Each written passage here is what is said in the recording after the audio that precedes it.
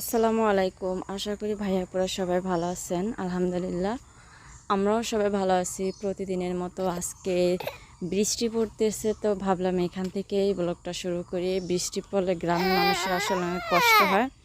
শুধু মাত্র যে আমাদের ঘরে তা কিন্তু না, বৃষ্টি যখন পড়ে সব কিছু এলোমেলো থাকে। সারা বছর শুকনার সিজনটা বেশ ভালোই থাকে, বর্ষাকাল আসলে তখন হঠাৎ যদি এরকম বৃষ্টি হয় তখন মানুষের যে কি একটা শুরু হয়ে যায়।